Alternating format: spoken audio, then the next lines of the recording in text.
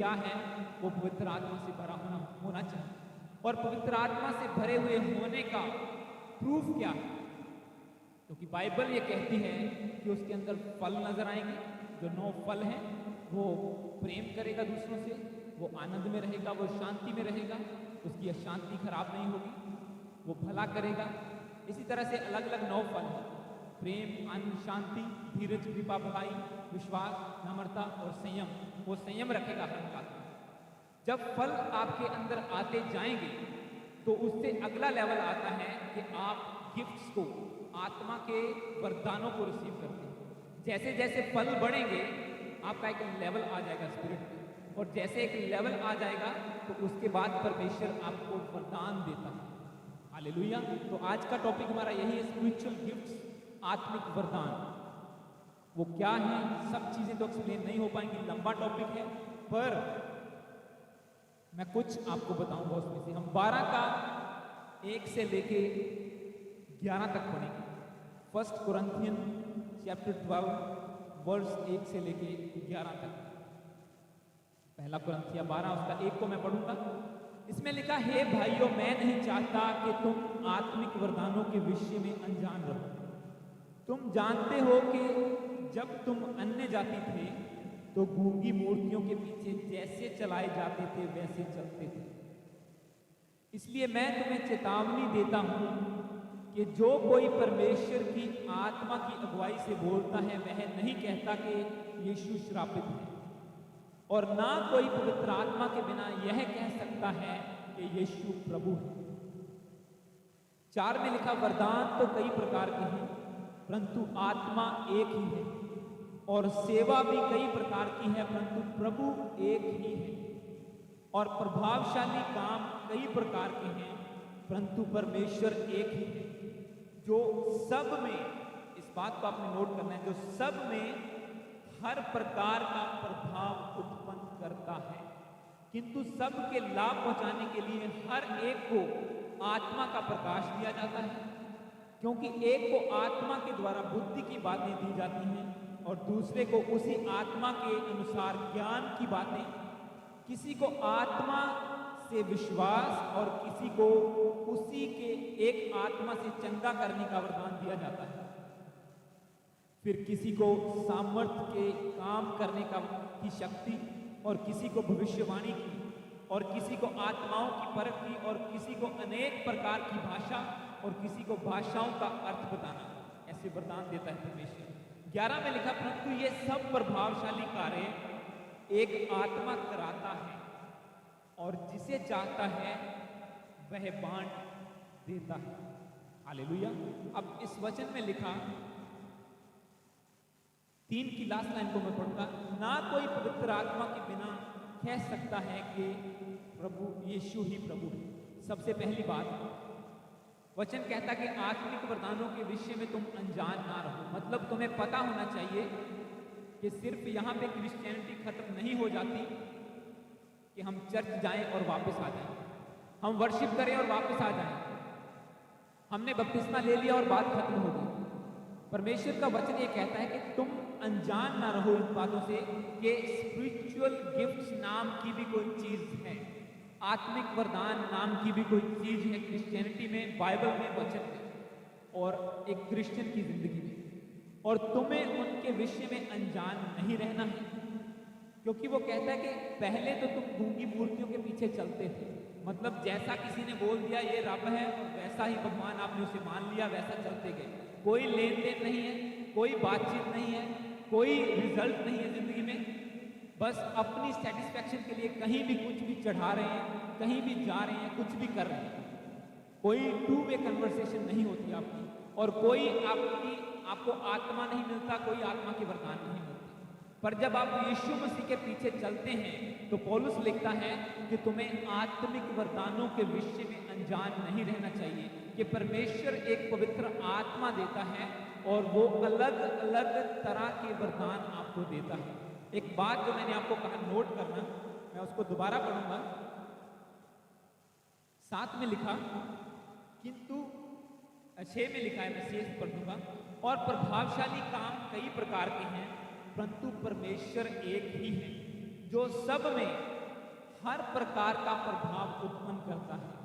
मैं इंग्लिश में पढ़ूंगा, इसमें लिखा, and there are varieties of activities but it is the same God who empowers them all in every one. क्या आपको पता है कि ये बात बहुत बड़ी लिखी गई है कि एक क्रिश्चियन की जिंदगी में परमेश्वर का प्लान ये होता है कि उसे हर तरह के वरदान से भरे। मतलब वो वचन के भेदों को भी समझ पाए, वो प्रार्थना भी कर पाए, वो हीलिंग भी कर पाए, भविष्यवाणी भी कर पाए, खैर भाषा बोले, उसका अर्थ बताए और बुद्धि से भरे, ज्ञान से भरे। वचन ये कहता है कि परमेश्वर एम्पावर करता है, मतलब कि सामर्थ देता है, वो सब प्रकार का प्रभाव उत्पन्न करता है। हर एक, इसमें लिखा कि सब में हर प्रकार का प्रभाव उत्पन्न करता है।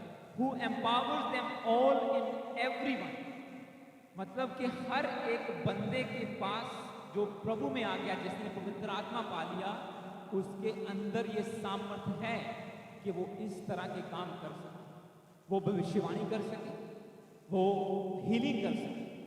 पर सब लोग उन सब वरदानों को नहीं पाते, और कई लोग तो एक भी नहीं पाते।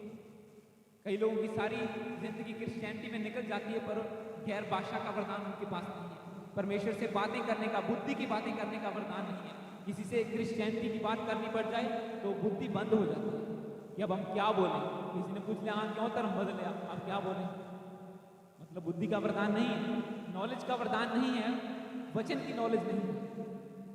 पर परमेश्वर का मास्टर प्लान ये रहता है कि हर एक बंदा जो प्रभु के पास आए, जो बैप्टाइज्ड हो, जो पवित्र आत्मा पाया हो, उसके अंदर ये जो नीचे मैंने लिस्ट पढ़ी है ना, जो आप बाद में पढ़ सकते हैं, कि उसके अंदर ये सब प्रकार के वरदान हो। वो बुद्धि की बातें करना जानता हो, उसके पास नॉलेज हो, उसके पास आत्माओं की परख करने का वरदान हो, वो हीलिंग कर सके, वो गैर भाषा बोल सके, गैर भाषा का अर्थ बता सके, वो प्रोफेसी कर सके, हालेलुया, वो सामर्थ्य के काम कर सके, वो चिन्ह और चमत्कार कर सके। 9 वरदान जो मैंने अभी गिने आपके सामने, परमेश्वर चाहता है कि हर एक की लाइफ में पवित्र आत्मा के फल हों, फलों के साथ साथ ये वरदान भी आपकी जिंदगी में आए, हालेलुया। अब परमेश्वर का आत्मा ये कहता है कि वो हर एक को, साथ से मैं पढ़ूंगा दोबारा, आप फिर से पढ़ेंगे मेरे साथ, किंतु सबके लाभ पहुंचाने के लिए हर एक को आत्मा का प्रकाश दिया जाता है। क्योंकि एक को आत्मा के द्वारा बुद्धि की बातें और दूसरे को उसी आत्मा के द्वारा ज्ञान की बातें, किसी को आत्मा से विश्वास। मतलब कि परमेश्वर हर एक को आत्मा का प्रकाश तो देता ही है। एक बार जब आपने प्रभु के पास आए, आपने वचन को सुना, आपका माइंड जो पहले, जैसे बाइबल में हमने पढ़ा कि गूंगी मूर्तियों के पीछे चलता था, ऐसे परमेश्वर जो बोलते नहीं है, जो आवाज नहीं सुनते, जो कुछ नहीं करते, जो कोई ब्लेस नहीं कर सकते आपको, आप उनके पीछे पीछे चलते थे। पर अब आपने डिसीजन किया कि मैं यीशु मसीह के पास आया हूं और मैं प्रभु के पीछे चलूंगा। मतलब पहला वरदान तो हर एक को वचन कहता है मिल ही जाता है कि वो आत्मा का प्रकाश पा लेता है। आपके माइंड में पहले अंधेरा होता है, पर जैसे पवित्र आत्मा आया, बैप्टाइज हुए, आपके अंदर रोशनी होगी और अब आप सच्चाई को जानने लगे। अब आपने यीशु मसीह को जान लिया कि मसीह ही सच्चा परमेश्वर है। मतलब पवित्र आत्मा ने पहला वरदान तो हर एक के अंदर दे ही दिया, पर अब उसके बाद के जो वरदान है वो डिपेंड करता है कि कौन बंदा कितनी मेहनत करता है। अब पौलुस ये लिखता है, वो कहता है कि मैं नहीं चाहता कि तुम अनजान रहो कि आत्मा के वरदान होते हैं। अब आत्मा के वरदान होते हैं तो उसे लेना भी तुम्हारे ऊपर डिपेंड करता है। मैं 11 को पढ़ूंगा, इसमें लिखा, परंतु ये सब प्रभावशाली कार्य एक आत्मा कराता है और जिसे चाहता है उसे बांट देता है। All these are empowered by the same Spirit who apportions to each one individually as he wills। जैसे पवित्र आत्मा चाहता है, वचन कहता है, वैसे ही वो एक एक जन को वरदान देता जाता है। अब पवित्र आत्मा क्यों चाहेगा कि आपको वरदान मिले? वो क्यों चाहेगा?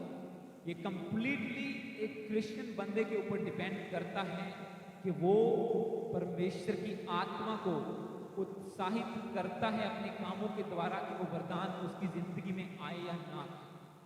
मैं आपको एक एग्जांपल देता हूँ। अगर मान लो एक बंदा कहता है कि मुझे हीलिंग का वरदान चाहिए, मुझे हीलिंग चाहिए कि मैं लोगों के लिए, अपने रिश्तेदारों के लिए प्रार्थना करूं और वो चंगे हो जाएं, मैं अपने लिए प्रार्थना करूं वो चंगे हो जाएं। अब इसकी शुरुआत ऐसे नहीं होगी कि आप प्रार्थना में बैठे और प्रभु मुझे हीलिंग का वरदान दे ताकि मैं तेरे लिए इस्तेमाल कर सकूं, ये ऐसा मुझे चाहिए। कुछ नहीं होगा।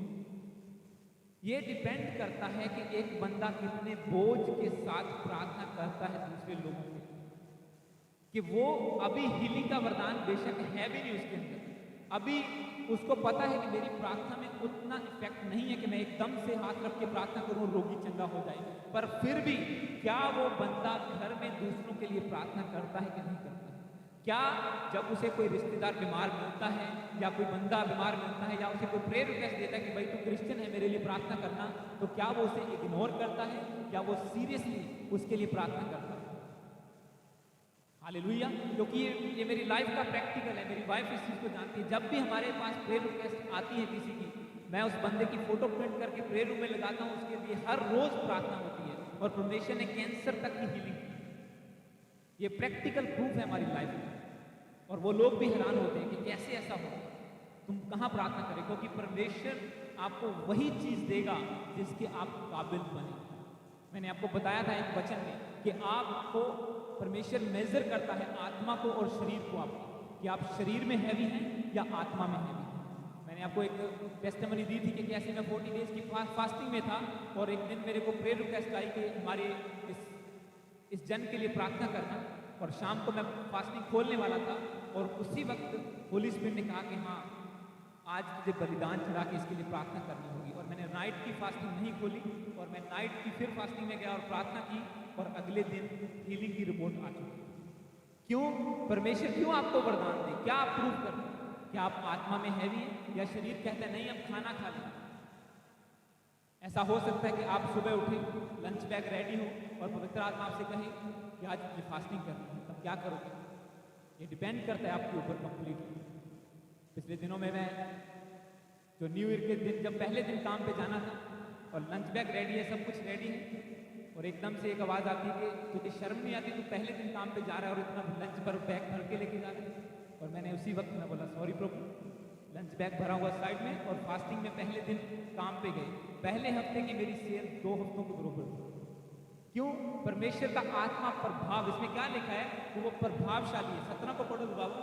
परंतु ये सब प्रभावशाली काम एक ही आत्मा कराता है और जिसे चाहता है उसे बांट देता है। आप प्रभावशाली हो सकते हैं, आप गिफ्ट से भरे हुए हो सकते हैं, पर अगर आपको परमेश्वर इस काबिल समझे तो, क्योंकि सैल्वेशन फ्री है, यीशु मसीह ने सबके लिए जान दे दी। आप विश्वास करोगे उद्धार पाओगे, बपतिस्मा लोगे उद्धार पाओगे, परमेश्वर के का आत्मा आप में वास करेगा। पर उसके बाद कितने बड़े आप स्पिरिचुअल योद्धा बनना चाहते हो, कितनी बड़ी आत्मिक लड़ाई लड़ना चाहते हो, ये डिपेंड करता है कि जब आप आत्मिक वरदानों से भरते जाएंगे। तो मैं आज वरदानों को डिटेल में नहीं जाऊंगा क्योंकि ये बहुत लंबा टॉपिक हो जाएगा, पर इसे हम कंटिन्यू करेंगे। मैं आपको एब्रीविएशन, सिर्फ इंट्रोडक्शन दे रहा हूँ इस चीज़ की, क्योंकि जो वचन हमने शुरू किया कि तुम आत्मिक वरदानों के विषय में अनजान ना रहो, पहला वचन जो हालेलुया, कि आत्मिक वरदानों के विषय में तुम अनजान ना रहो। तुम्हें पहली बात ये पता होना चाहिए कि आत्मा वरदान देता है, कौन कौन से देता है, कैसे आ सकते हैं तुम्हारे अंदर। हालेलुया, कैसे आप एक एक करके वरदानों, क्योंकि प्रभु तो यही कहता है कि वरदान तो कई प्रकार के हैं परंतु आत्मा एक है। वो तो यही कहता है कि वो सब में हर प्रकार का प्रभाव, यानी कि हर क्रिश्चियन में परमेश्वर चाहता है हर तरह का प्रभाव हो, हर तरह का वरदान उसके अंदर हो। पर अफसोस की बात है कि लोग फलों को भी संभाल नहीं सकते, क्योंकि वरदान फलों के बाद में आते हैं, पहले फल आते हैं। थोड़ी सी प्रॉब्लम आई और शांति चली गई, थोड़ा सा ऊंच नीच हुआ और आनंद सारा खो गया, शैतान ले गया। कॉम्प्रोमाइज कर लेते हैं हालातों के साथ कि ये प्रॉब्लम तो आई है मेरे सामने, अब सारा आनंद चला गया, सारी शांति चली गई, और फिर गिड़गिड़ाओ प्रभु के सामने, प्रभु तू तो कहता है मैं शांति दूंगा, पर तो आपने खुद कॉम्प्रोमाइज कर लिया हालातों के साथ, आपने खुद उस सिचुएशन के ऊपर ओवरकम नहीं किया। मैं आपको सच बता रहा हूँ, ये सिचुएशन पहले भी हमारी लाइफ में आती थी, साउंड में प्रॉब्लम ऐसा, पर एकदम से सब कुछ वॉश आउट हो जाना। अब वचन कैसे प्रीच करें? अब वचन चलो शुरू भी कर लिया तो अब वो ग्रेस नहीं रही उसे इफेक्टिवली प्रीच करने की। क्यों? एक प्रॉब्लम, एक डिस्टर्बेंस आ गई। पर जैसे ही वो लास्ट संडे हुआ 1% भी असर नहीं हुआ उसमें, क्योंकि मुझे पता था कि जो प्रभु करता है वो पूरा करता है, हमें बस स्टैंड लेना है, हमें फर्म रहना है। हालेलुया। हम अगले वचन को पढ़ेंगे इसी के साथ, 12 का 27 से लेकर 31 तक इसी का। इसमें लिखा है चैप्टर 12 वर्स 27 से, इसी प्रकार तुम सब मिलकर मसीह की देह हो और अलग अलग उसके अंग हो, और परमेश्वर ने कलीसिया में अलग अलग व्यक्ति नियुक्त किए हैं। प्रथम प्रेरित यानी कि अपोस्टल्स, दूसरे भविष्यवक्ता प्रॉफिट्स, तीसरे शिक्षक जो टीचिंग देते हैं, फिर सामर्थ के काम करने वाले, चंगा करने वाले यानी कि हीलिंग करने वाले, और उपकार करने वाले यानी कि अरेंजमेंट्स करने वाले जो हेल्प करते हैं, और प्रबंध करने वाले जो प्रबंध करते हैं अलग अलग चीज़ों का, और नाना प्रकार की भाषा बोलने वाले। क्या सब प्रेरित हैं? क्या सब भविष्यवक्ता हैं? क्या सब उपदेशक हैं? क्या सब सामर्थ के काम करने वाले हैं? क्या सबको चंगा करने का वरदान मिला है? क्या सब नाना प्रकार की भाषा बोलते हैं? क्या सब अनुवाद करते हैं? वो कहता है तुम बड़े से बड़े वरदानों की धुन में रहो। हालेलुया। ये हमारा की पॉइंट है इन वचन को पढ़ने का, कि तुम बड़े से बड़े, but earnestly desire the higher gifts। मैंने आपको बताया कि पहले आपके अंदर एक वरदान हमेशा आ जाता है कि आप प्रकाश पा लेते हैं, पर उसके बाद वो कहता है कि तुम बड़े से बड़े वरदानों की धुन में रहो। उसमें लिखा कि क्या सब ऐसे काम करते हैं? क्या सभी प्रोफेट हैं? क्या सब अपोस्टल हैं? क्या सब पास्टर हैं? नहीं, सब अलग अलग हैं। हर एक को अपनी ड्यूटी करनी है। हर एक को चर्च में जो भी ड्यूटी, जैसा भी काम मिला, जितना उसके पास वरदान है उसे इस्तेमाल करे, पर उसके बाद उसकी ये भी ड्यूटी है कि वो आगे का सोचे कि मुझे इस लेवल से ऊपर जाना है। ऐसा नहीं कि सारी जिंदगी किचन में खाना बनाते ही बिगाड़ निकाल दें। ऐसा नहीं कि सारी जिंदगी बस छोटे छोटे काम करते ही बिता दें। परमेश्वर के दास ने लिखा, पौलुस ने, कि तुम बड़े से बड़े वरदानों की खोज में लगो। हर वक्त हायर सोच रखो, बड़ी सोच रखो, but earnestly desire the higher gifts. अब एक मिल गया, अब दूसरे के लिए प्रार्थना करो, अब आगे के लिए प्रार्थना करो। इसीलिए मैं टीम से हमेशा कहता हूं कि हमारा लेवल वही नहीं रहता, और मैं प्रैक्टिकल एग्जाम्पल हूं आपके सामने जो परमेश्वर ने खड़ी की, कि हमारा वही लेवल नहीं रहता अनलेस हम खुद ना चाहें। अगर हम खुद चाहें बस आए चलेंगे, जितनी सी ड्यूटी मिली कर दें, अगर आप खुद सोचेंगे कि मुझे ये अगले लेवल का काम करना है, तो प्रभु आपको वो ग्रेस देगा काम करने, प्रभु आपको वो वरदान देगा काम करने। हालेलुया। क्योंकि वो कहता है आत्मा एक है पर वरदान अलग अलग तरह के हैं, और वही आत्मा जिसे चाहे उसे वरदान दे देता है। क्योंकि पहला वरदान आपको मिल जाएगा, मैं फिर से कहता हूं, पर उससे आगे बढ़ने के लिए आपको खुद कदम बढ़ाने होंगे, आपको खुद अपनी थिंकिंग हाई करनी होगी, आपको छोटे लेवल से ऊपर सोचना होगा कि हाँ आज मैं ठीक है चर्च में थोड़ा बहुत आके काम कर लेता हूँ, कल मुझे ये गिफ्ट चाहिए, मुझे ये सीखना है, मुझे साउंड का सीखना है, या मुझे ये मीडिया का काम सीखना है, या मुझे वर्शिप टीम में जाना है।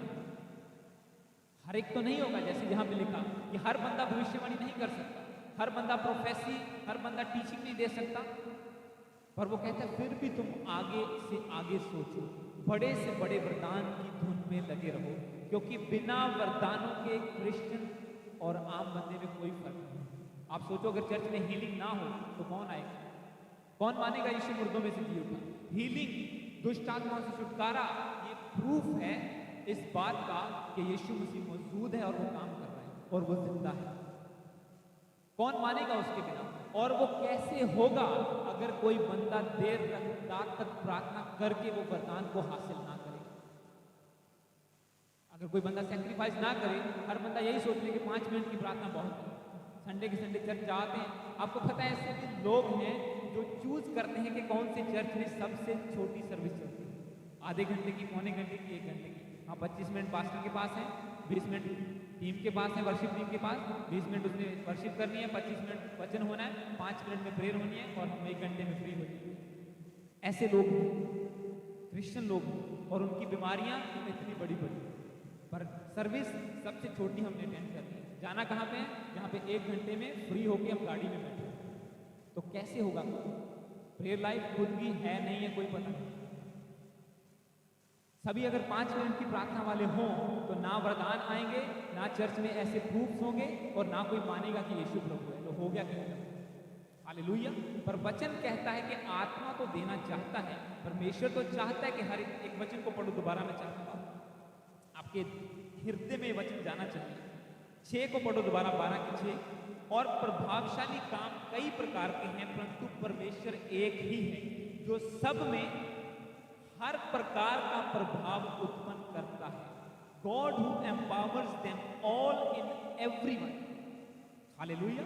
कि उसका प्लान है कि हर क्रिश्चियन बंदा फायर से भरा हो, आत्मा से भरा हो, वरदानों से भरा हो, ताकि जब वो बोले तो सामने वाला घुटने टेके यीशु मसीह के सामने।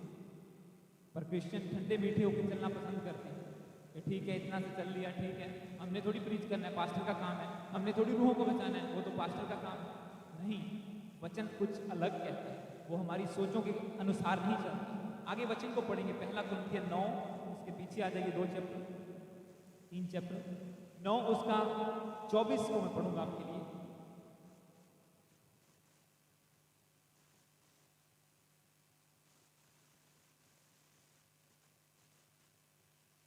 पहला कुरिन्थिया चैप्टर 9 वर्स 24, इसमें लिखा, क्या तुम नहीं जानते कि दौड़ में दौड़ते तो सब ही हैं, परंतु इनाम एक ही ले जाता है। तुम वैसे दौड़ो कि जीतो। इंग्लिश में लिखा है, do you not know that in the race all the runners run but only one receives the prize, so run that you may obtain the prize. ऐसे दौड़ो कि जैसे तुम जीतने वाले हो। हालेलुया। ऐसे नहीं कि पंजाबी जी कहते ढेरी ढाके बह दो कि हाँ पता नहीं कुछ होना कि नहीं है, चर्च जा रहे हैं इतने साल से, कुछ रिजल्ट तो मिल नहीं रहा, पता नहीं क्या होगा, पता नहीं कैसा होगा। पर वचन कहता है कि दौड़ते तो सब बंदे हैं, पर मुकुट एक को मिलता है। और वो किसे मिलता है? वो वरदान किसे मिलेंगे? वो जो प्रभु ने वचन कहा कि मैं सब में सब प्रकार के वरदान डालना चाहता हूं, और वो सब प्रकार के वरदान किस बंदे में आएंगे? वचन कहता है कि जो ऐसे दौड़ेगा कि मैंने विक्ट्री प्राप्त करनी है। हालेलुया। आप सोचो, अगर एक बंदा यही सोच के दौड़े, अगर ओलंपिक्स में जाए कि यार पहले भी 2 बार आया था, गोल्ड मेडल मिलो तो है नहीं, चलो धीरे धीरे दौड़ लेते हैं, पीछे तो रह ही जाए। नहीं, उसमें सब ऐसे दौड़ते हैं कि नहीं ये मेरा है, नहीं ये मेरा है। वो उनका टारगेट होता है कि मैं अपनी कंट्री के लिए ये गोल्ड मेडल लेके जाऊं। हालेलुया। सब ऐसे दौड़ते हैं। जब एक कोच अपने जो एक कोच होता है वो एथलीट की तैयारी करवाता है, तो वो हमेशा ऐसे करवाता है कि ये मेडल लेके आए। उसने जल्दी उठना, रनिंग करनी, सब कुछ, डाइट कंट्रोल, हर तरह का कंट्रोल उसके ऊपर होता है। और इसी तरह से वचन कहता है कि तुम भी ऐसे दौड़ो कि तुम जीतने वाले हो। जो इनाम है, एक मुकुट रखा हुआ है, वो मुझे मिलने वाला है। और यीशु मसीह ने यही कहा कि जो जीतेगा वही मुकुट को पाएगा। अगर तुम विक्टोरियस नहीं होगे, कोई वरदान नहीं मिलेंगे, कोई फायर नहीं आएगी चर्च में, और फिर शैतान अटैक करेगा, सब कुछ उजाड़ देगा, और फिर कहोगे ऐसा क्यों हुआ मेरे साथ? क्योंकि हम खुद डिसाइड किया हमने कि हमने बस ल्यूक वॉर्म रहना है, जिन्हों निग्गा कहते पंजाबी में, जिन्हों कहते हैं कि ना गर्म ना ठंडा, गुनगुनी रहना है। और प्रभु कहता है या तो ठंडा हो जाए या गर्म हो जाए। अगर आप प्रार्थनाएं लंबी करेंगे, प्रभु के साथ मेल मिलाप रखेंगे, दूसरों के लिए प्रार्थना करना शुरू कर देंगे, एक बोझ रखेंगे। क्यों परमेश्वर के दासों को, कलीसियाओं को इतना बढ़ता हुआ आप देख रहे हैं? क्यों? क्योंकि कोई बोझ रख के ये प्रार्थना कर रहा है। उसकी प्रार्थना अपनी प्रेयर लाइफ से ज्यादा ये है कि प्रभु रूहें बचाइए, प्रभु मेरे ऊपर तूने रोशनी दे दी है, अब मैं चाहता हूं मेरे रिश्तेदार, ये नगर के लोग, ये देश के लोग बचाए जाए। और परमेश्वर उतना ही उसे फिल करता है। और ऐसे विजन के साथ प्रभु ने हमें खड़ा किया। मैं हमेशा टीम से शेयर करता हूँ कि विजन जो परमेश्वर दे रहा है, जो प्लानिंग है, जो पर्पस ऑफ इलेक्शन है उसका, वो बहुत बड़ा है। पर हम चाहें उसे नेग्लेक्ट कर सकते हैं, हम चाहें तो वहीं के वहीं रह सकते हैं, हम चाहें तो अगले लेवल पे जा सकते हैं, और उससे अगला, उससे अगला। और हमने बढ़ते देखा लेवल को हर बार, हर हफ्ते, हर साल, कि कैसे परमेश्वर ग्रेस में हर चीज बढ़ा रहा है। मैं शेयर कर रहा था हमारे जो हम चर्च के मेन मेंबर्स बैठे हुए थे, मैं बोला कि मैं एक बार एक बंदे से मिला और उसने कहा कि हम अपने चर्च के लिए एक स्पीकर लेना चाहते हैं $400 और हमारे पास बजट नहीं। और वो 5 साल पुरानी चर्च की मैं बात कर, हमारे पास बजट नहीं है कि हम $400 का स्पीकर ले सकें। और प्रभु ने यहाँ पे ग्रेस दी है कि 1000, 1200, 1500, $2000 की चीज़ ऐसे आ जाती है। हालेलुया! क्यों? ये ग्रेस ऑफ गॉड है। क्यों? यहाँ पे अभिषेक, यहाँ पे ग्रेस मौजूद है परमेश्वर की, और वो खुद हमारे लिए रास्तों को सीधा करता है। पर वो कब करता है? जब हम सब एक मन है, हम वरदानों से भरने की खोज में लगे होते हैं। हमारा सिर्फ एक ही पर्पस है कि प्रभु हम तेरी सेवा करना चाहते हैं, हम आगे बढ़ना चाहते हैं। हम जितने भी बैठे हैं, हमारा पर्सनल प्रेयर पॉइंट्स उतने ज़्यादा नहीं, पर हम सेवा में आगे बढ़ रहे हैं। इसीलिए परमेश्वर उसी लेवल की ग्रेस भी हमें दे, हालेलुया, उसी लेवल की ग्रेस दे रहे हैं। ऐसा सेटअप जो आप देख रहे हैं, ये महंगे स्पीकर, ये सब चीज़ें नहीं मिलेगा। चल जाओ हमारे लेवल की चर्चों में, जो 2 साल 5 साल पुरानी मिनिस्ट्री हो, चले जाओ उसमें देखो। मैं गया हूं, मैंने देखा, इसलिए मैं आपको बता रहा हूं। क्योंकि हम दौड़ते हैं ऐसे कि नहीं, ये मुकुट हमारा है, ये विक्ट्री हमारी है। प्रभु ने हमें लीड करने, इसलिए वो कहता है कि बेशक तुझे अंधेरा नजर आए चारों तरफ, पर तेरे ऊपर प्रकाश है, क्योंकि परमेश्वर यहोवा तेरे ऊपर उदय हुआ। उसने तुझे, तेरा अभिषेक किया है कि तू नेशंस को लीड कर। जब इन वचनों को लेके आप अपने ऊपर पर्सनली ले लेते हैं, तो फिर कोई आपको रोक नहीं सकता प्रभु में आगे बढ़ने से। कोई आपको वरदानों से भरने से रोक नहीं सकता। अगर आप खुद चाहें तो रोक सकते हैं, पर अगर आपने पर्सनली ले लिया प्रभु के वचनों को, तो आपका लेवल फिर आगे बढ़ने से रुकेगा। हालेलुया! अब यहाँ पे वही कहता है। आपको पता है, जब मिलिट्री की तैयारी होती है, लड़ाई हो ना हो, उन्हें हर रोज सुबह उठना है, उन्हें हर रोज वो बंदूकें रेडी करनी है, हर रोज रनिंग करनी है, हर रोज एवरी डे। क्योंकि उन्हें उनका एक टारगेट होता है कि जिस दिन भी हमारी लड़ाई दूसरे देशों के साथ, दुश्मनों के साथ होगी, विक्ट्री हमारी होनी चाहिए। इसीलिए वचन कहता है कि हम भी सोल्जर। इस वचन को दोबारा पढ़ो, 24 को। इसमें लिखा, क्या तुम नहीं जानते कि दौड़ में दौड़ते सब हैं, परंतु इनाम एक ही ले जाता है? वैसे ही दौड़ो कि जीतो।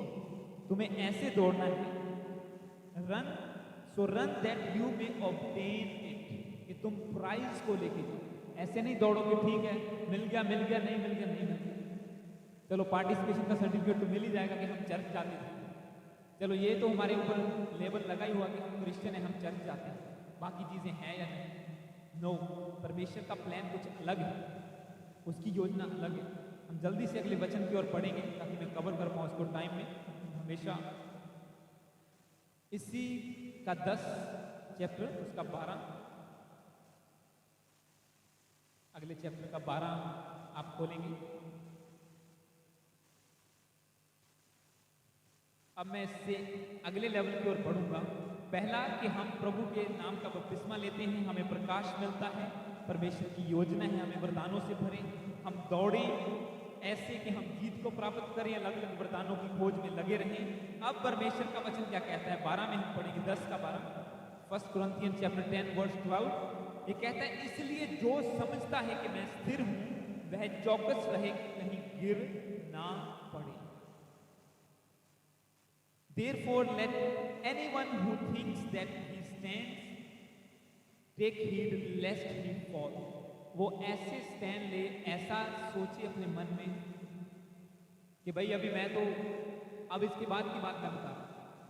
मान लो आपने प्रार्थनाएं की, आपके पास वरदान आ गए, सेवा के लिए आप इस्तेमाल होना शुरू हो गए। क्योंकि मैं आपको बता रहा हूं आगे की चीजें, ताकि आप पहले से स्टैंड ले सकें। हर एक जन को परमेश्वर तैयार कर, हर टीम के मेंबर को रेडी होना होगा, हर चर्च मेंबर को रेडी होना होगा। क्योंकि जिस लेवल पे प्रभु आपको इस्तेमाल करेगा, आज आप सोच भी नहीं सकते।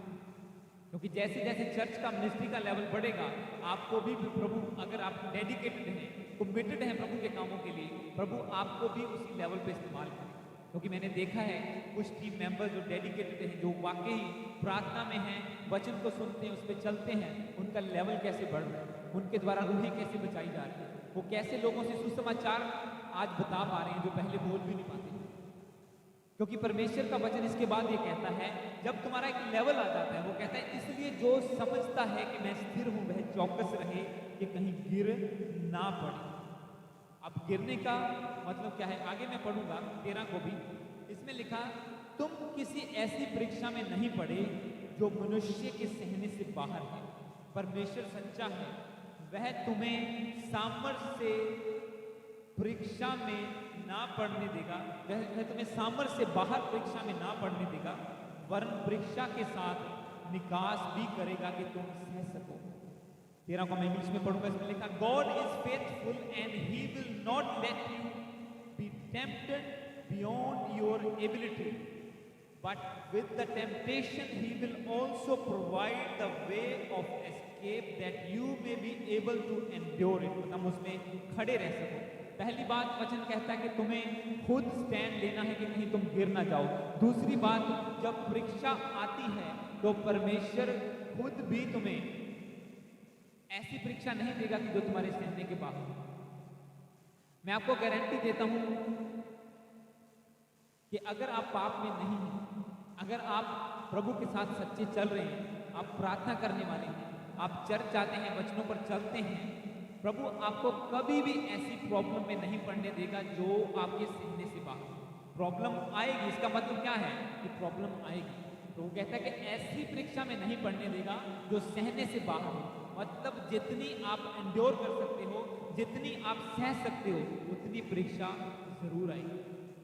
उसे कोई नहीं रोक सकता, प्रभु भी नहीं रोकेगा, ताकि तुम सिद्ध, स्थिर और बलवंत होते जाओ। ऐसा वचन कहता है।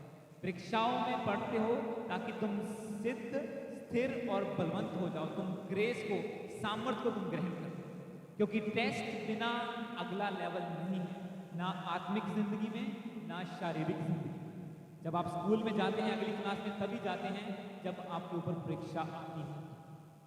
इसलिए मैंने वचन वहां से शुरू किया कि आत्मिक वरदानों से भरना जरूरी है। अगर वरदान अंदर नहीं होंगे, सामर्थ्य नहीं होगी, तो आप टेस्ट के टाइम में खड़े नहीं रह पाएंगे। आप टेस्ट के टाइम में डोल जाएंगे। कितनी मिनिस्ट्रियां जो शुरू हुई और फिर से खत्म हो गई, क्यों? जब अटैक आया। ऐसा हो नहीं सकता कि आप सामर्थ्य से प्रचार करना चाहें, आपका विजन परमेश्वर के विजन से मैच करता हो और आपके ऊपर परीक्षा ना आए। हमारे ऊपर भी आई, शैतान का अटैक आया, उसने सब कुछ उजाड़ दिया, सब कुछ बिखेर दिया, पर परमेश्वर ने ग्रेस दी, फिर से उठ खड़े हुए और फिर से एकजुट हुए, फिर से प्रार्थनाएं शुरू हुई और आज प्रभु की अद्भुत ग्रेस काम कर। हालेलुया। प्रभु यीशु मसीह को पवित्र आत्मा परीक्षा में ले गया जिस दिन उसने बपतिस्मा लिया। नेक्स्ट डे वो जंगलों में 40 दिन तक फिरता रहा और पवित्र आत्मा उसे परीक्षा में लेके गया। अगर आप बाइबल को ध्यान से पढ़ो कि आत्मा उसे टेस्ट करने के लिए परीक्षा में, क्यों? उसके विजन अपने पिता के, परमेश्वर के विजन से मैच करता था कि मैंने रूहों को बचाना, मैंने दूसरों के लिए जान दी। हालेलुया। जैसे आपका विजन मैच करेगा परमेश्वर के विजन से कि उसका प्लान क्या है, सब जन वरदानों से भरे हों, रूहों को बचाने वाले हों, प्रचार करने वाले हों, सुसमाचार सुनाने वाले हों, और जैसे ऐसी एक कलीसिया तैयार होनी शुरू होगी, शैतान अटैक करेगा और जो लोग वरदानों में, सामर्थ्य में कमजोर होंगे वो खड़े नहीं रह पाएंगे। हम 20 में से 5-6 लोग बचे जो खड़े रह पाए, बाकी सब तितर बितर हो। हालेलुया। क्योंकि चेले भी जब पवित्र आत्मा आया, सामर्थ्य से भरे कि अब हम प्रचार करेंगे, तो बाइबल में लिखा पौलुस को इस्तेमाल किया और पौलुस ने सब कुछ उजाड़ दिया और सब तितर बितर। पर वो जहां जहां जाते थे, बाइबल में लिखा, वहां वहां प्रचार करते थे और परमेश्वर का वचन फैलता गया। परीक्षा आनी है। हालेलुया। परीक्षा आनी है, दौड़ को दौड़ना है, लड़ना है, क्योंकि हमारी लड़ाई मांस और लहू के साथ नहीं। वचन कहता है अंधकार की शक्तियों के खिलाफ। आप सोचो आप कैसे शरीर में रह के शैतान से लड़के जीत सकते हैं? ये इम्पॉसिबल है, ऐसा हो ही नहीं सकता। तो आपको शैतान के साथ आपका युद्ध तो है, पर आप आत्मिक नहीं है, आपके पास आत्मिक वरदान नहीं है। प्रेयर लाइफ 5 मिनट की है, गैर भाषा नहीं है, कुछ नहीं है, कुछ आत्मिक वरदान नहीं है, ना हीलिंग का, ना प्रोफेसी का, कुछ भी नहीं है। हर एक के पास नहीं आएगा, पर कुछ वरदान आपके पास होने चाहिए।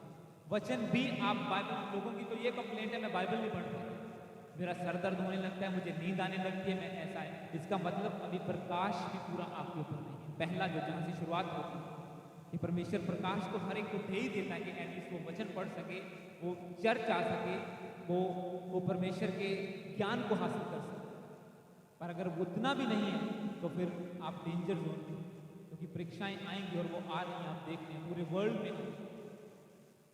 और बहुत से लोग जिन्हें मैं सोचता था ये प्रभु की सेवा करते हैं, जब मैं इंडिया गया और वो लॉकडाउन में गायब हो गए। लॉकडाउन के बाद वो चर्चों में नहीं थे, तो लगता था कि ये इतने हायर लेवल पे सेवा करते हैं, ये ऐसे प्रभु के दास के साथ कंधे से कंधा मिला के चल रहे हैं, कैसे चर्च की सपोर्ट कर रहे हैं, कैसे इनका माइंड सेट है कि हमने प्रभु की सेवा ही करनी है। और लॉकडाउन के बाद वो गायब हो गए। क्यों? शैतान ने अटैक किया। रीजन क्या था? पर्सनल प्रेयर में। अपने स्पिरिचुअल फादर से बात कर रहा था, बोला ऐसा क्यों हुआ? बोले उनकी पर्सनल लाइफ, पर्सनल प्रेयर दोनों जीरो थे। हालेलुया। इसीलिए जब आप घर में होंगे तब शैतान अटैक करेगा, तो फिर आप बोलेंगे कि ऐसा मेरे साथ क्यों हुआ। इसीलिए अगर आपका घर भी परमेश्वर की प्रेजेंस से भरपूर है, घर में भी प्रार्थना चलती है लगातार, आप डेली वरदानों की खोज में हैं कि आज जैसे मैं प्रेयर रूम में आया हूँ, जैसे मैं घुटनों पे आया हूँ, मैं सेम नहीं उठने वाला, मैं नेक्स्ट लेवल पे होकर उठूंगा, तो आप वाकई जैसा बोलते हैं वैसा होना शुरू हो जाता है। हालेलुया। क्योंकि जिंदगी और मौत सब आपके मुंह में है, जैसा बोलेंगे वैसा होगा। तो बड़े से बड़े वरदानों की परमेश्वर कहता है खोज में लगे रहो प्रभु का दास। एक वचन को हम पढ़ेंगे, पहला राजा, आपने जो लास्ट संडे सुना था, 1 किंग्स चैप्टर 17, पहला राजा उसका 17, उसका 2 से लेके 9 तक पढ़ेंगे।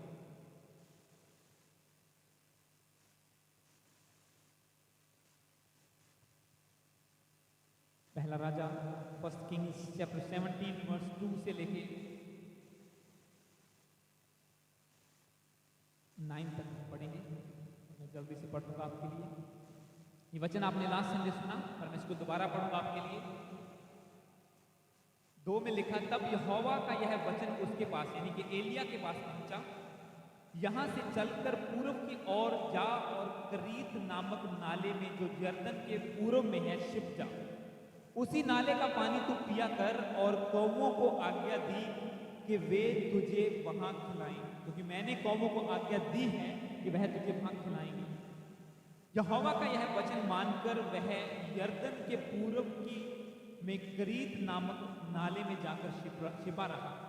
और सवेरे और सांझ को कौवे उसके पास रोटी और मांस लाया करते थे और वह नाले का पानी पिया करता था।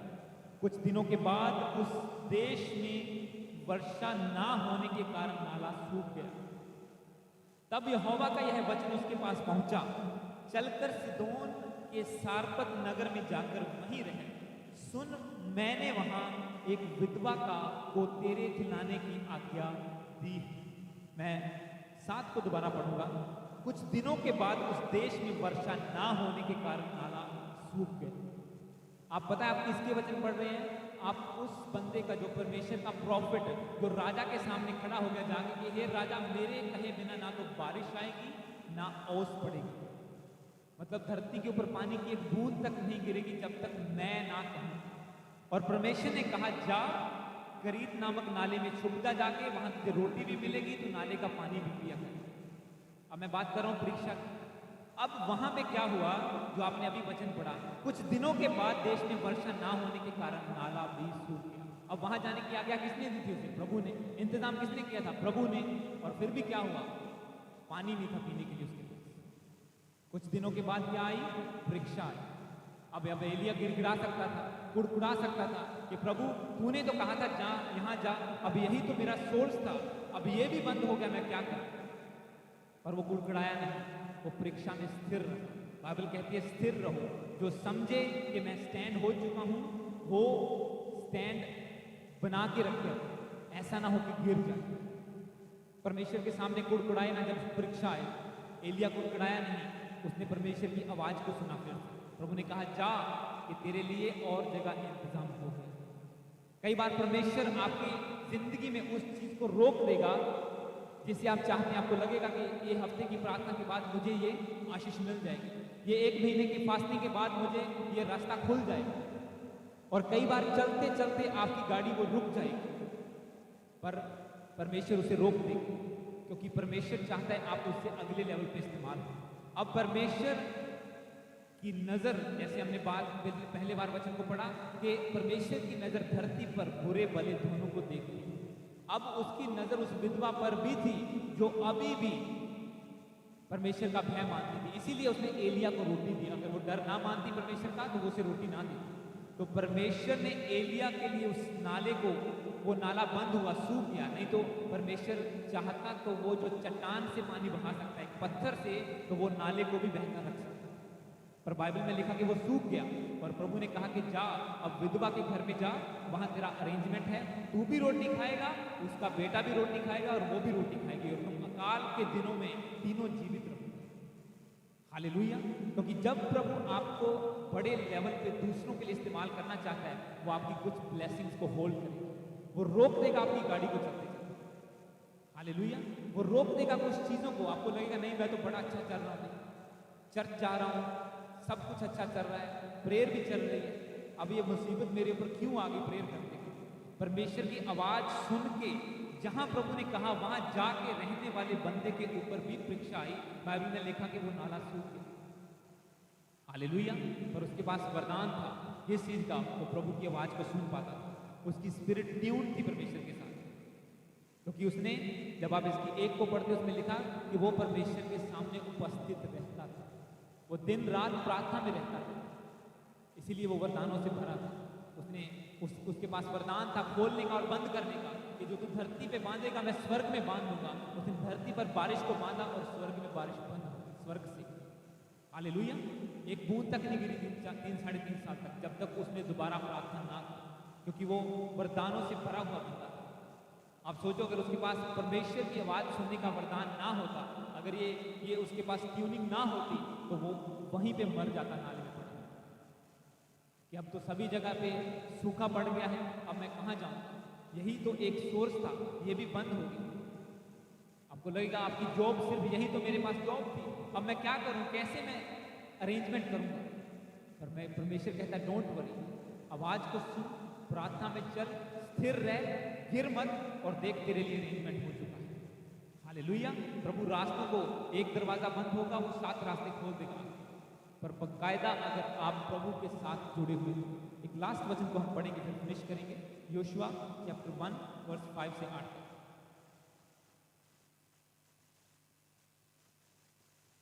योशुआ की किताब चैप्टर 1 उसका 5 से लेकर 8 तक पढ़ेंगे। योशुआ 1, इससे पीछे अगर आप आएंगे आपको मिल जाएगा। इसमें लिखा, book of Joshua chapter 1 verse 5, तेरे जीवन भर कोई तेरे सामने ठहर ना सकेगा। जैसे मैं मूसा के संग रहा वैसे ही तेरे भी संग रहूंगा, और ना तो मैं तुझे धोखा दूंगा और ना तुझको छोड़ूंगा। इसलिए हवाएं बांधकर दृढ़ हो जा, क्योंकि जिस देश के देने की शपथ मैंने इन लोगों के पूर्वजों से खाई थी, उसका अधिकारी तू इन्हें करेगा। इतना हो कि तू हिवाएं बांधकर और बहुत दृढ़ होकर जो व्यवस्था मेरे दास मूसा ने तुझे दी है, उन सब के अनुसार करने में चौकसी करे, और उनसे ना तो दाहिने मुड़ना और ना बाएं। तब जहां जहां तू जाएगा वहां वहां तेरा काम सफल होगा। व्यवस्था की यह पुस्तक तेरे चित्त से कभी ना, इंग्लिश में लिखा 8 को जब मैं पढ़ूंगा, you may be careful to do according all that is written in this book, कह सकते हैं हम, for then you will make your way prosperous and then you will have good success. क्योंकि ऐसा करने से तेरे सब काम सफल होंगे और तू प्रभावशाली होगा। हालेलुया। अब आपको पता है, जिस ये योशु के बारे में आप पढ़ रहे हैं, इसमें लिखा,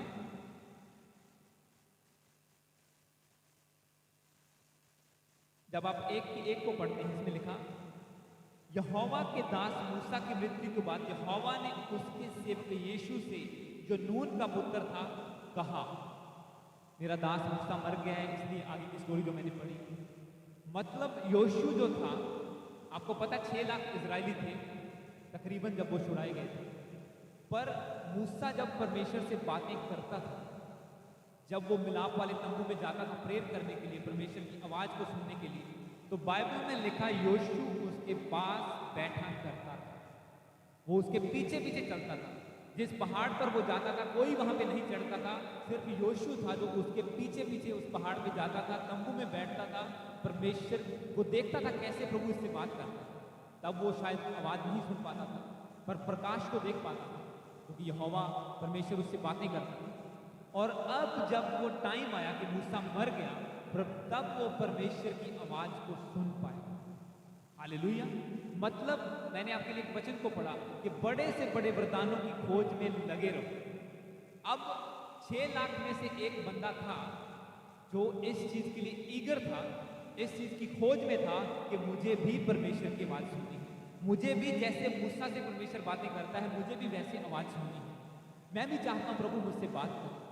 और उसकी इसी एफर्ट ने, कह सकते हैं, इसी काम ने वो इस लेवल पे उसे ले आया कि आज परमेश्वर उससे बात कर रहा था। वो कहता है कि मेरा दास मूसा मर गया है, इसलिए अब तू इन लोगों को लीड कर। हालेलुया। अब तू इन्हें लीड कर। पर उसके लिए परमेश्वर ने उसे इंस्ट्रक्शन दी। वो कहता है कि जो आज्ञा तुझे मूसा ने दी थी, whatever is written in this book, कि जो तूने 8 को जब मैं पढ़ूं इसमें लिखा, व्यवस्था की यह पुस्तक तेरे चित्त से कभी ना उतरने पाए, दिन रात ध्यान दिए रहना, इसलिए जो कुछ उसमें लिखा है तू उसके अनुसार करने में चौकसी करे, क्योंकि ऐसा करने से तेरे सब काम सफल होंगे और तू प्रभावशाली होगा। हालेलुया। मतलब तू इफेक्टिव होगा। और हमने वचन कहां से शुरू किया कि पवित्र आत्मा सबको प्रभावशाली बनाना चाहता है। वो प्रभाव, वो वरदान वो चाहता है कि हर क्रिश्चियन के अंदर हो, पर वही लेके जाएगा जो ऐसे दौड़ेगा कि मैंने इस मुकुट को प्राप्त करना है। अब 6 लाख में से योशुआ ऐसा था जो सोचता था, जो उसके पीछे पीछे चलता था कि मुझे ये वरदान प्राप्त करना है। जब एलिया स्वर्ग में उठाया जाना था, उसके सैकड़ों चेले थे, कोई भी उसके पीछे नहीं चला। अलीशा कहता है नहीं, मैं यहोवा के जीवन की शपथ, मैं तेरे पीछे हूं। वो कहता है मैं नदी पार जा रहा हूं, अब नदी भाग 2 भाग हो जाएगी, वापस आने का कोई रास्ता नहीं है। नहीं, कहता मैं तेरे पीछे जाऊंगा। और जब एंड तक पीछे गया, स्वर्ग में चढ़ते उसे देखा, तो बाइबल में लिखा दुगना मसा उसके ऊपर आया, डबल पावर जो एलिया का दुगना मसा था उसके ऊपर आया। और तब सब लोगों ने उसके सामने घुटने टेक दिए कि जो आत्मा एलिया के ऊपर थी वही आत्मा अलीशा के ऊपर आ गई। तो ये कंप्लीटली एक बंदे के ऊपर डिपेंड करता है वो कितना फेथफुल है मिनिस्ट्री के साथ, प्रभु के दासों के साथ और प्रभु के साथ। सबसे इंपॉर्टेंट ऐसा हो सकता है कि वो चर्च में आके बड़ा हालेलुया, बड़ी सेवा करे और पर्सनल लाइफ डिस्टर्ब हो, पर्सनल लाइफ में सब गंदे काम चलते हो और प्रभु के साथ वफादारी नहीं है पर चर्च के साथ है, तो वो भी काम नहीं है। हालेलुया। अगर आपकी पर्दे के पीछे की लाइफ वही है जो पुलपिट के सामने, जो पर्दे पर के सामने है, तभी आप कामयाब होंगे। अब इसको परमेश्वर इंस्ट्रक्शन दे रहा है कि दिन रात तो मेरे वचनों पर ध्यान रखना, ध्यान धरना, ये व्यवस्था की पुस्तक तेरे चित्त से उतरने ना पाए। You may be careful to do according to all that is written. जो तुझे लिख के इंस्ट्रक्शंस दी गई हैं बाइबल में, अगर तू केयरफुल रहेगा उनको फॉलो करने में, तो इसमें लिखा कि तू प्रभाव, ऐसा करने से तेरे सब काम सफल होंगे और तू प्रभावशाली होगा। एक प्रभावशाली क्रिश्चियन बनने का, एक आत्माओं से, एक वरदानों से भरा हुआ क्रिश्चियन बनने का एक ही तरीका है, वचनों पर चलना। हालेलुया। परमेश्वर के ऊपर भरोसा रखना, उसके दासों की प्रतीति करना, वचनों पर चलना, ये सब चीजें मिलकर आपको ऐसा इफेक्ट देंगी कि बाइबल कहती है तेरे सामने कोई खड़ा ना रह पाए।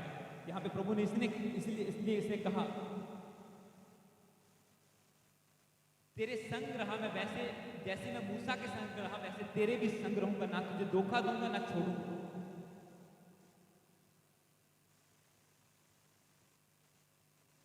और उससे ना दाहिने मुड़ना ना बाएं मुड़ना, जहां जहां तू जाएगा तेरा काम सफल होगा। ये अलग अलग तरह की प्रोमिसेस परमेश्वर ने उसे दिए। 4 को जब आप पढ़ते हैं, इसमें लिखा जंगल और लबानोन से लेकर परात महानद तक, सूर्यास्त तक और महानद तक हित्तियों का सारा भाग तेरा ठहरेगा, तेरे जीवन भर कोई तेरे सामने ठहर ना सके। हालेलुया। कि जो तू करेगा तो सफल होगा, तेरे सामने दुश्मन स्टैंड ना ले पाएगा, चाहे वो शैतान हो, इंसान हो, कोई हो, वो रुकने ना पाएगा तेरे सामने, और तू प्रभावशाली होगा जाएगा। पर एक काम करना, स्ट्रॉन्ग रहना, तेरा हृदय दृढ़ रहे, तू कमजोर ना हो, तू वचनों पर चलने वाला हो और ये वचन तेरे मन में बसे। हालेलुया। जैसे मैंने लास्ट टाइम आपको बताया था कि जब बाइबल का जैसे सूर्य साइड में होगा तो अंधेरा लेफ्ट साइड होगा, इधर होगा तो इधर होगा, पर सूर्य ऊपर होगा, वचन यहाँ पे होगा तो शैतान कदमों के नीचे होगा। जब सूर्य 90 डिग्री पर होगा तो वो परछाई आपके पैरों के नीचे होगी, ना दाएं ना बाएं। हालेलुया। इसी तरह जब परमेश्वर का वचन आपके मन में, आपके दिमाग में बसा रहेगा, आप उसे हेड पोजीशन पर रखेंगे तो शैतान ऑटोमेटिकली आपके कदमों के नीचे। हालेलुया। तो गॉड ब्लेस यू। प्रभु आपके साथ है।